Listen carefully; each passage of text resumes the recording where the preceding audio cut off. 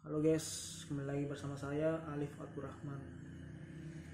Jadi di video gua kali ini gue pengen sedikit membahas keresahan gue tentang hukum di Indonesia. Kita kan di Indonesia kan menganut negara hukum katanya. Dan ini di Google mengatakan sebagaimana dinyatakan di pasal 1 ayat 3 Undang-Undang Dasar 1945. Ini berarti bahwa hukum memiliki kekuatan yang mengikat dan harus dipatuhi oleh semua warga negara dan pemerintah. Jadi tidak ada kekuasaan atau otoritas yang berada di atas hukum. Dalam artian hukum itu harus di atas. Dan semua warga atau kekuasaan pemerintah itu harus taat pada hukum. Itu tekstualnya berkata seperti itu.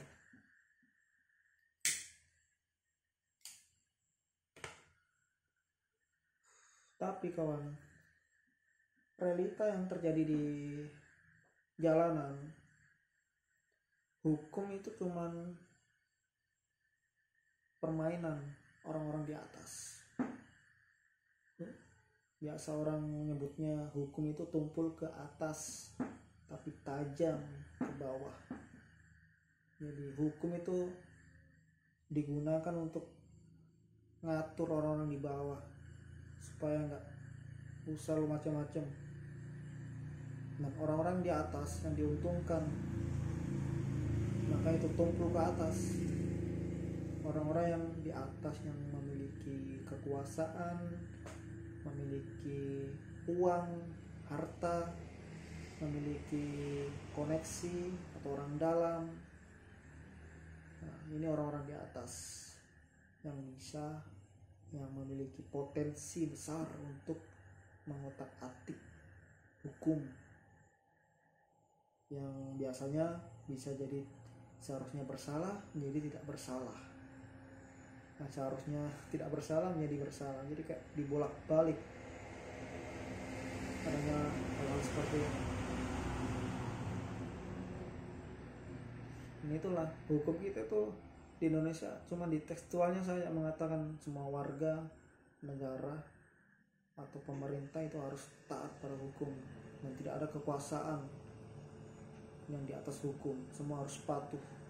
Tapi realita tidak seperti itu. Dan artinya kita negara yang munafik dong.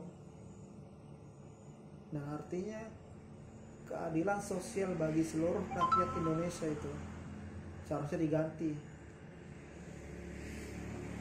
Secara realita tidak terwujud.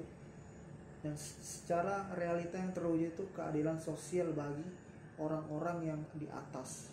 Orang-orang yang kaya, orang yang punya kekuasaan, orang yang punya koneksi, orang dalam. Mereka lah yang pegang keadilan, yang pegang hukum dan sebagainya. Itu kacau sih.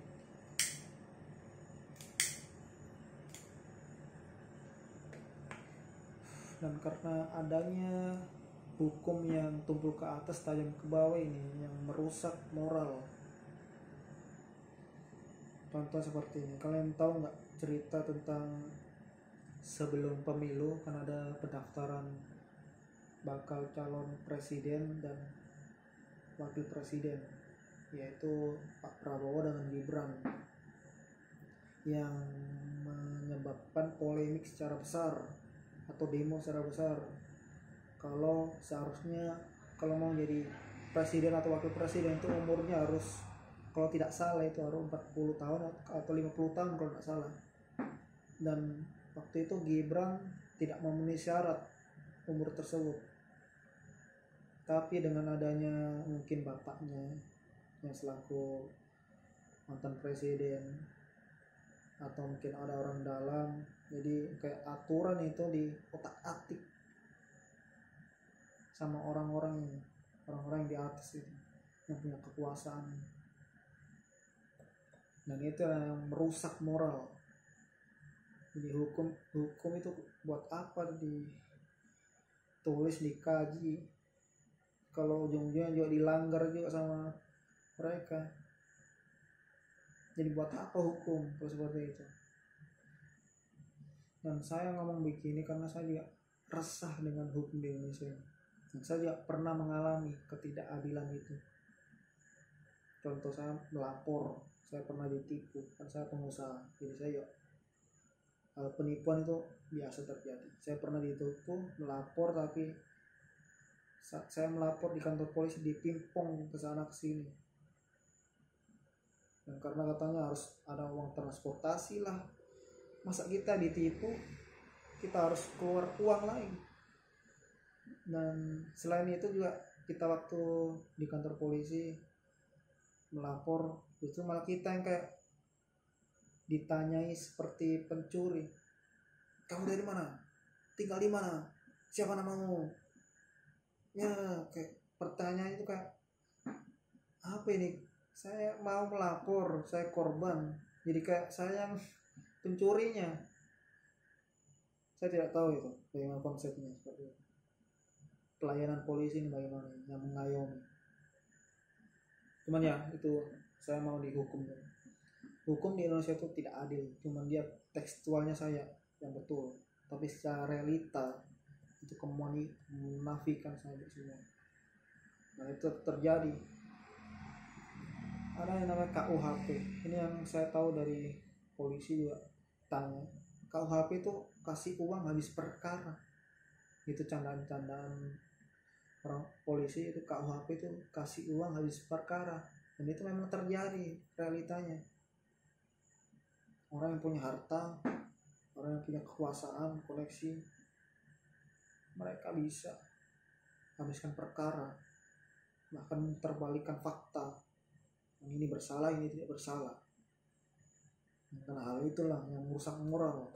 Jadi moral itu hancur gara-gara hukum tidak ditegakkan secara adil-adilnya.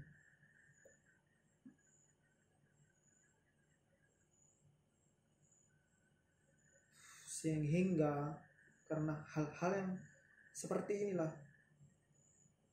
yang memunculkan orang-orang seperti saya ini, yang membuat video, yang meluapkan keresahan, mengeluh tentang hukum yang tidak beres di Indonesia.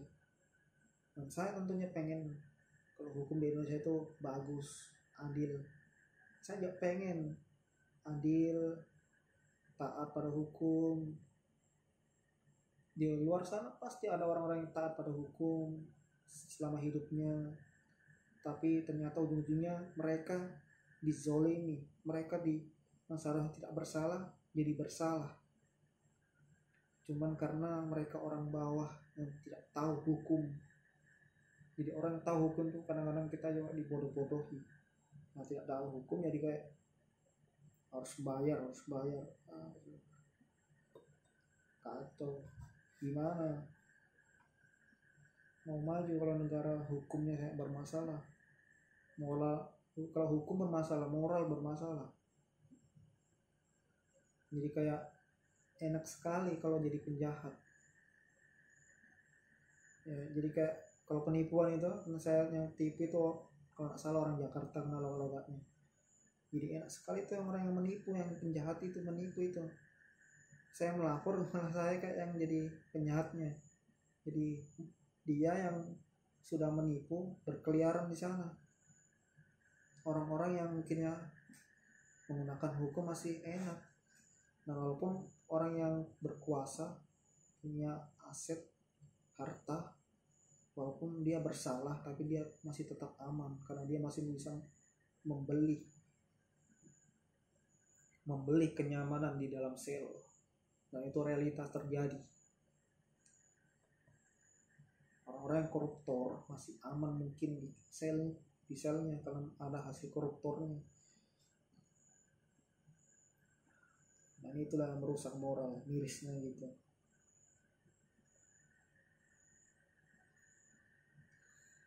Ya bagaimanapun hukum seharusnya ya Di tekstual sudah benar, tapi secara penerapan itu harus diperbaiki lagi. Dan saya cuma bisa mengingatkan pada orang-orang di atas sana. Ingat, ada hukum yang seadil-adilnya, dan kalian tidak akan bisa lolos atas apa yang sudah kamu perbuat. Ada kehidupan setelah kematian, dan setelah kematian ada pengadilan yang seadil-adilnya. Jadi istilahnya ya, saya cuma mengingatkan seperti itu. Ada yang hukumnya seadil-adilnya di hari pengadilan. Saya, semua orang, semua manusia akan ada di sana untuk diadili, diproses secara seadil-adilnya.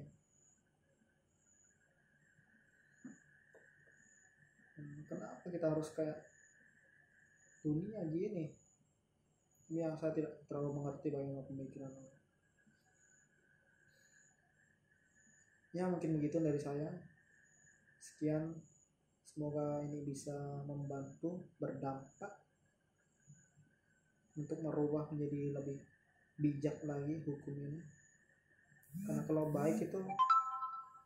bijak itu sudah tentu baik. Kalau baik itu belum tentu baik secara baik. Saya mungkin yang menurut dia baik tapi sebenarnya itu buruk. Jadi kalau bijak itu sudah tentu baik. Semoga hukum itu bisa bijaksana dalam menentukan hukum. Sekian dari saya. Assalamualaikum warahmatullahi wabarakatuh.